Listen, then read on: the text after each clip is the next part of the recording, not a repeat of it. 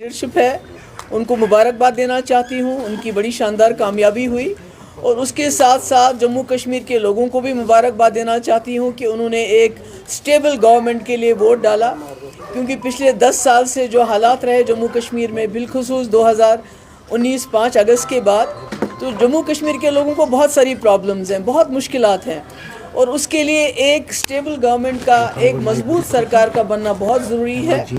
मैं जो हमारे पीडीपी के जो हमारे लीडर्स हैं, वर्कर्स हैं, जिन्होंने हमें बहुत मुश्किल हालात के बावजूद वोट डाला, उनकी भी बहुत शुक्रगुजार हूँ और उनसे यही अपील करूँगी कि हिम्मत नहीं हारनी चाहिए। उतार चढ़ाव आते रहते हैं और मुझे इस बात की खुशी है कि जिस तरह से लोगों ने वोट किया एक स्टेबल गवर्नमेंट के लिए, तो जो इसमें गड़बड़ करने का कोई चांस नहीं अब, क्योंकि लगता था कि अगर मैंडेट कुछ मिक्स्ड होगा, अगर एक तरफा मैंडेट नहीं होगा तो फिर उसमें बहुत सी शरारतें हो सकती थी, बहुत सारी उथल पुथल हो सकती थी और कहीं ना कहीं यहाँ के जो लोगों ने मैंडेट दिया है उसको डिफीट करने की बात हो सकती थी। इसलिए I congratulate all of them, specially people of Jammu and Kashmir, जिन्होंने बहुत जो है सोच समझ के एक स्टेबल गवर्नमेंट के लिए वोट दिया। Phone to ask anything please. Madam, PDP 2014 में 28 सीटें जी और 2024 में 3 सीटें जी क्या कहेंगे? 96 में नेशनल कॉन्फ्रेंस 60 सीटें, 2014 में 16 सीटें। ये उतार चढ़ाव आता रहता है, इसमें क्या करेंगे आप? लोगों की विक्ट्री है, लोगों की चॉइस है। आपको लोगों की चॉइस, जो उनकी मर्जी है, उसकी कदर करनी चाहिए, उनकी इज्जत करनी चाहिए। जमहूरियत में तो यही होता रहता है। नहीं, मुझे लगता है कि लोग चाहते थे एक स्टेबल गवर्नमेंट और उनको लगा नेशनल कॉन्फ्रेंस और कांग्रेस जो है वो हमें स्टेबल गवर्नमेंट दे सकती है और कहीं ना कहीं बीजेपी को दूर रख सकती है। I think that is the, मुझे लगता है सबसे बड़ी वजह। बात की बात है अब क्या हुआ, पर मेरा ये है कि जम्मू कश्मीर के लोगों ने एक स्टेबल गवर्नमेंट के लिए वोट डाला, जो उनको लगा कि नेशनल कॉन्फ्रेंस और कांग्रेस एक गवर्नमेंट, स्टेबल गवर्नमेंट दे सकती है और बीजेपी का मुकाबला डट के कर सकते हैं, तो उसके लिए उन्होंने वोट दिया। मैम, आपने कहा आपके बगैर यहाँ पर सेक्युलर सरकार नहीं बनेगी, तो अब क्या लग रहा है आपको? नहीं, अब तो मेरे ख्याल में बहुत अच्छी, मैं तो कह रही हूँ कि लोगों को मुबारकबाद दे रही हूँ कि उन्होंने हंग असेंबली को नहीं चुना, एक स्टेबल गवर्नमेंट के लिए वोट दिए। ये तो मुबारकबाद है लोगों के लिए। Ma'am, as a former chief minister, why do you think people didn't vote for PDP? नहीं, मैं तो बार वही बात कह रही हूँ कि नेशनल कॉन्फ्रेंस और कांग्रेस का लग रहा था कि वो गवर्नमेंट बना सकते हैं, मिलजुल के एक स्टेबल गवर्नमेंट बना सकते हैं, और जम्मू कश्मीर के लोगों ने, खासकर कश्मीर के लोगों ने चुना कि हम एक तरफा वोट दे के एक स्टेबल गवर्नमेंट को वोट दें कि उन्होंने अपोजिशन से ज़्यादा सरकार को वोट देने का जो फैसला किया। मैम, बहुमत का आंकड़ा चूंकि 48 हो जाएगा, ऐसे में अभी पूरी फाइनल रिजल्ट नहीं आए हैं, अगर जरूरत पड़ती है बीडीपी के 2-3 विधायकों की, देखिए, मुझे लगता है कि नेशनल कॉन्फ्रेंस और कांग्रेस 50 तक पहुंच जाएंगे। ये मेरा अपना, ये आज का नहीं है, ये मेरी एक हफ्ते से पहले मेरी एनालिसिस है कि कांग्रेस और एनसी को किसी की ज़रूरत नहीं पड़ेगी सपोर्ट की।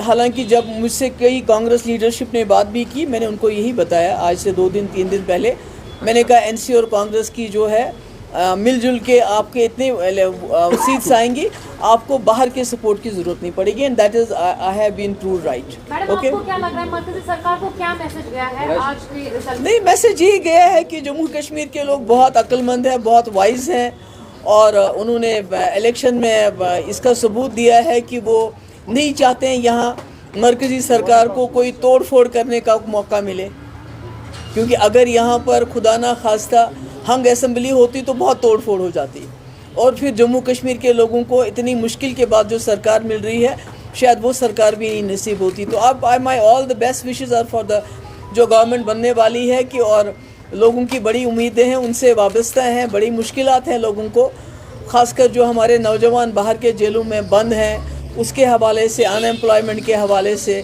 बिजली के हवाले से। तो मैं उम्मीद करती हूँ कि इतना बड़ा मैंडेट उनको मिला है, वो लोगों की जो उनसे जो उम्मीदें हैं उन पे पूरा उतरेंगे। Thank you so much. कौन सी वजह रही आपके हिसाब से जो जम्मू कश्मीर के लोगों से कम्युनिकेशन आप नहीं बिठा पाई? सॉरी, मैम वो ऐसी कौन सी वजह नहीं थी नहीं, आपके कोई हिसाब से? कम्युनिकेशन नहीं है, लोगों की चॉइस है। इस बार लोगों ने चुना कि हम सिंगल कॉम्बिनेशन को मैंडेट देंगे, हम इधर उधर वोट नहीं डालेंगे, बल्कि एक जो अलायंस है उसको वोट देके उनकी सरकार बनाएंगे सर आंखों पे। Thank you. मोदी ने डेब्यू किया है उनके परफॉर्मेंस। इतनी टक्कर में तो पीडीपी ही है। Okay. नेशनल कॉन्फ्रेंस का मुकाबला किसके साथ हो रहा है यहाँ पर कश्मीर में? It's PDP. तो मुझे तो नहीं लगता है कि आप गांधरबल में कितने वोटों से टक्कर दे रहे हो, आप बडगाम में टक्कर दे रहे हो जो चीफ मिनिस्टर फेस है। तो इसमें तो मुझे लगता है कि PDP is not what you से कि खुदा ना खास्ता बहुत लो है। हाँ, सीट्स कम आ गई हैं, पर we are a force to reckon with. Opposition में भी we may be down, but we are not out. Existential crisis है क्या मैम पीडीपी के लिए? बिल्कुल नहीं है, बिल्कुल नहीं है। पीडीपी आ गया, लोगों को पता है किससे क्या काम लेना है। मैम एलजी 5 मेंबर्स को नॉमिनेट कर रहे हैं आप। That is very wrong on their part. वही तो मैं कह रही हूँ कि जम्मू कश्मीर के बिलखुसूस कश्मीर के लोगों ने बहुत अक्लमंदी से काम लिया है। अब सोच लिए अगर ये मैंडेट फ्रैक्चर्ड होता तो वो 5 मेंबर्स कितने रेलेवेंट हो जाते, और जो सरकार लोगों ने चुनी वो सरकार बनती ही नहीं, बल्कि वो सरकार बनती जो बीजेपी चाहती। तो ये तो बड़ा बुरा है जो एलजी ने किया है कि नॉमिनेट की। ये नहीं करना चाहिए, ये इमोरल है, अनकॉन्स्टिट्यूशनल है मेरे हिसाब से। जो 2019 के बाद पार्टी स्प्लिट हुई थी, उसमें सारे वर्सेस यानी कि ऑल वर्सेस नेशनल कॉन्फ्रेंस हमने देखा। क्या आपको लग रहा है कि ये नहीं, मुझे तो नहीं लगता। मुझे लगता ऑल वर्सेस पीडीपी था, क्योंकि नेशनल कॉन्फ्रेंस, कांग्रेस, बाकी जमातें तो एक साथ थी। ये तो ऑल वर्सेस पीडीपी था, इंक्लूडिंग बीजेपी गवर्नमेंट, जिन्होंने हमारी पार्टी की इतनी तोड़ फोड़ की, इतनी तोड़। अगर 40 मेंबर किसी और पार्टी से निकले होते, एक्स मिनिस्टर्स, लेजिस्लेटर्स, मेंबर पार्लियामेंटर्स, वो पार्टी तो कहीं नज़र ही नहीं आती। हम तो आज भी टक्कर दे रहे हैं, लड़ रहे हैं। आप 4 सीटों पर अभी आगे हैं, तो क्या जाना चाहेंगे नेशनल कॉन्फ्रेंस? नहीं, देखिए, मैं तो अजीब बात करते हो आप, बेगानी शादी में अब्दुल्ला दीवाना। Why we should say that?